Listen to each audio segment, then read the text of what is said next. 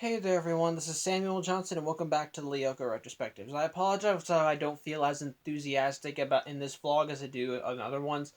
I had a long day. And I'm just tired. And when I'm tired, I sort of have a short fuse. So, just a heads up if I get at all aggravated during this vlog, or if I don't feel as into it as I would normally be. It's just a long day. So I'm sorry in advance. But anyway. Today we're going to be discussing episode 5 of Code Lyoko, Big Bug. And, short version, Xana kind of goes HAL 9000. Which I guess was bound to happen considering that Xana is a super intelligent virus. But in this case, the big problem for the episode is that Xana has managed to hack several high government computer systems and is pretty much just taking over the network.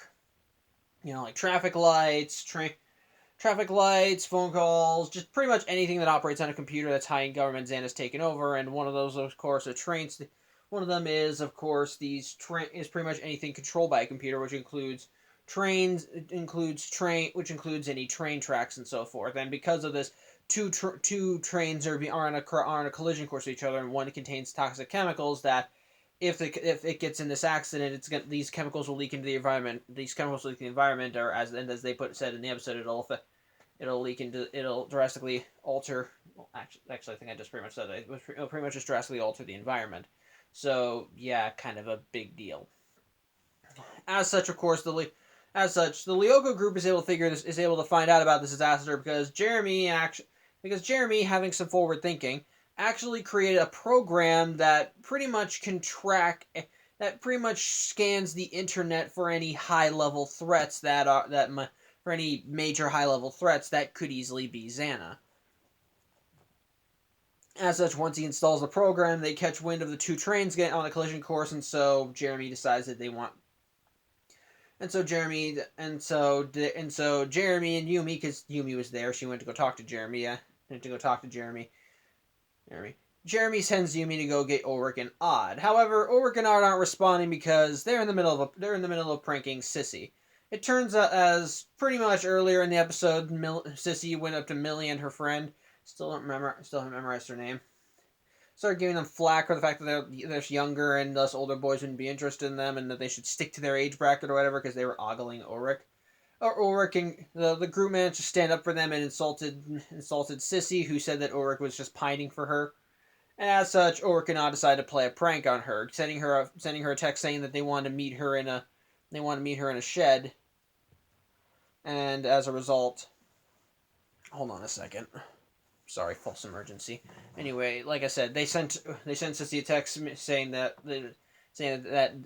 Ulrich wanted to meet her in a shed, and so she ran for it. But it turns out that it was really just Odd's dog Kiwi that greeted her, giving her dog kisses. As such, they laughed. They had a good laugh and went on their way. But Sissy, out of revenge, decided to follow Kiwi back to Odd and Ulrich's dorm room. And so as such she showed Jim Odd's dog, and so Odd's now in detention. And as such, Yumi and Ulrich are when Yumi manages to find Ulrich and Odd, she only manages to bring Ulrich, and so they head back to the factory so they can find the factory and go into Lyoko, as once again the tower that Xana activated is in the desert sector. As I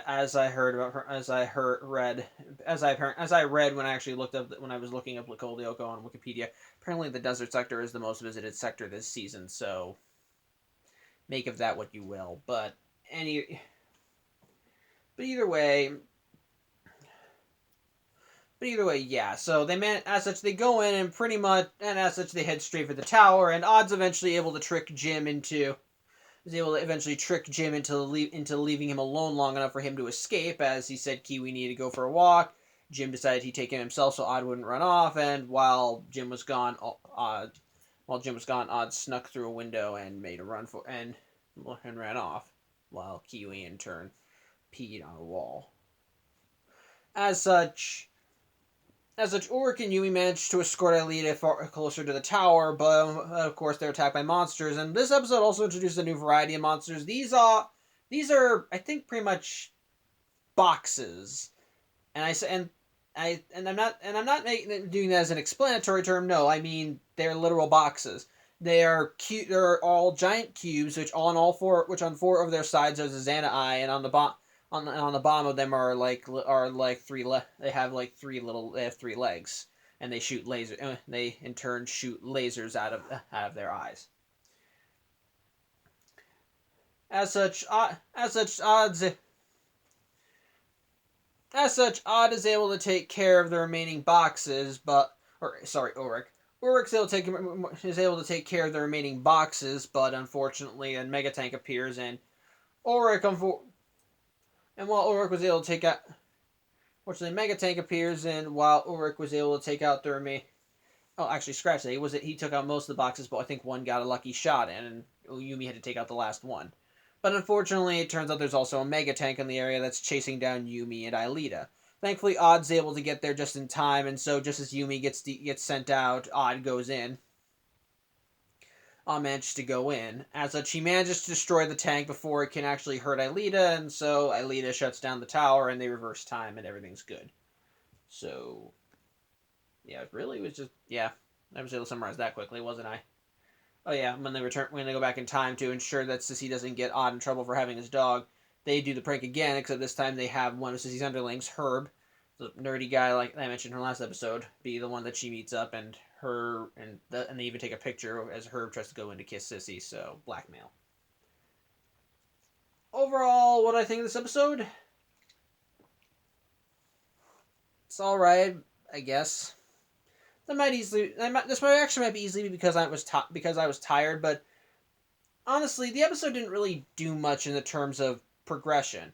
There is some progression, like with Jeremy having forward thinking as he creates a system that tracks any potential problems that could lead back to Xana, which is smart. It's actually good forward thinking, and it allows them to be a few steps ahead of the next Xana attack, which I like.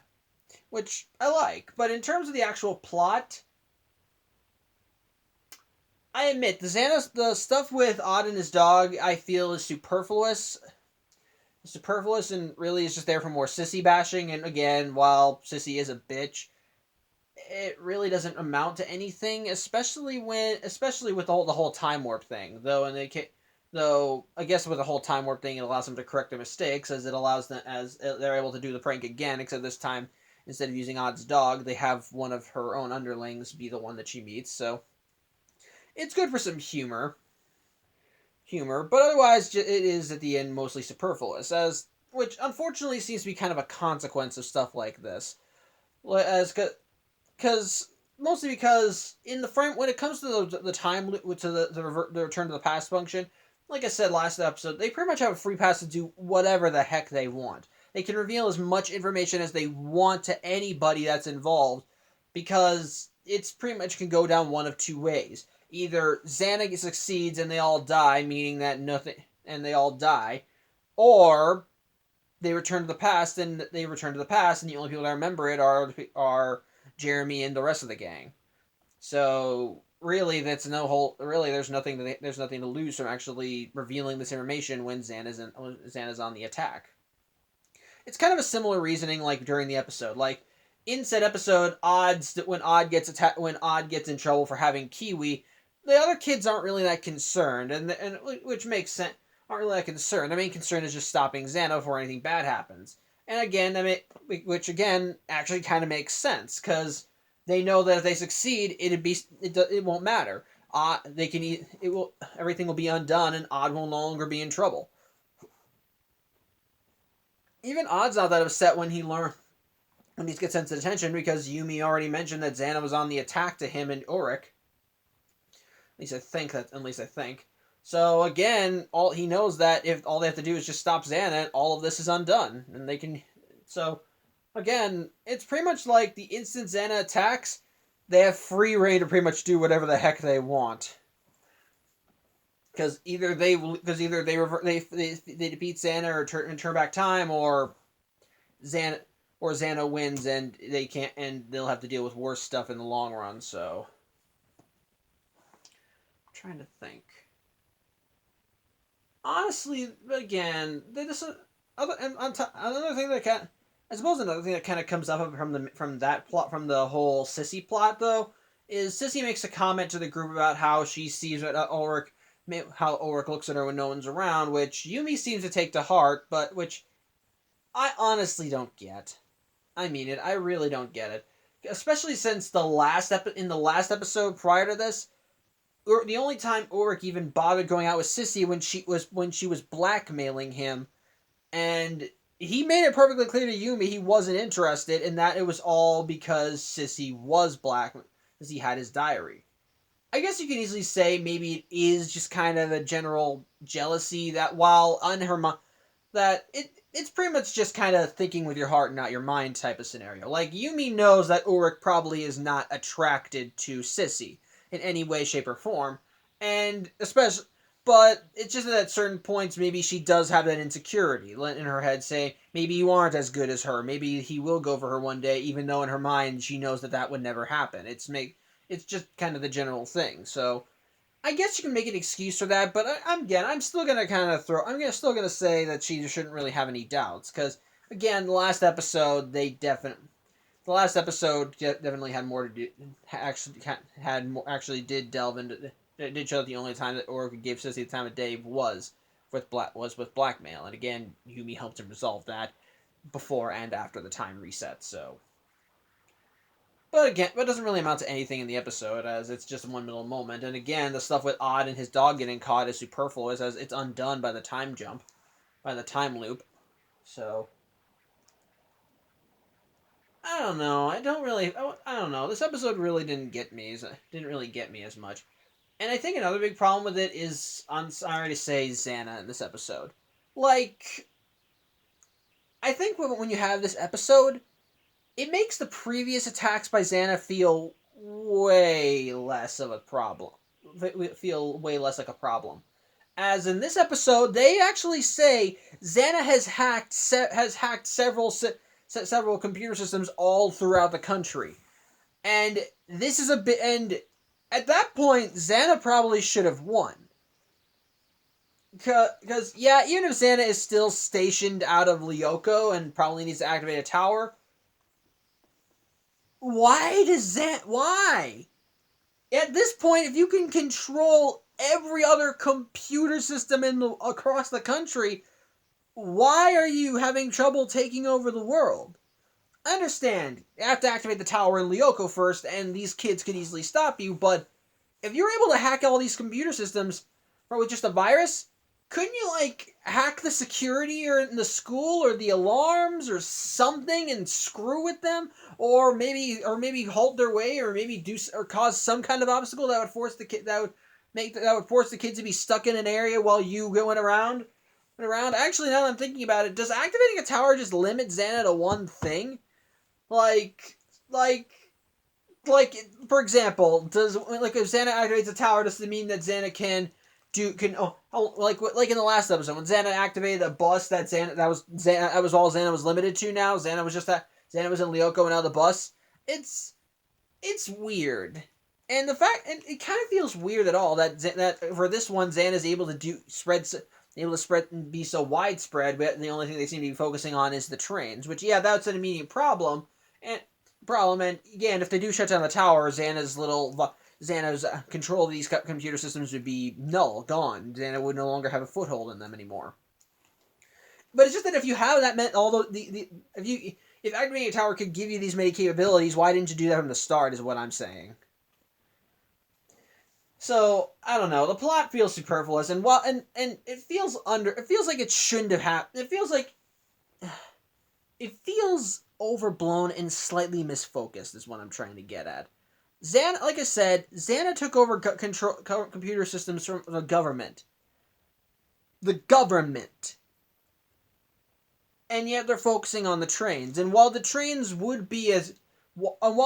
are a big deal, this feels more like a symptom this feels like one of many things. I feel like this episode could have gone bigger, shown more disasters that were happening because Xana had control of all these computer systems. Not just the trains. The trains could be something of course the trains could be the countdown, of course, but show more of how this is affecting people.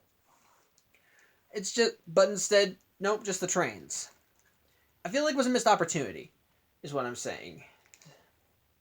So I'm gonna count that as a flaw. But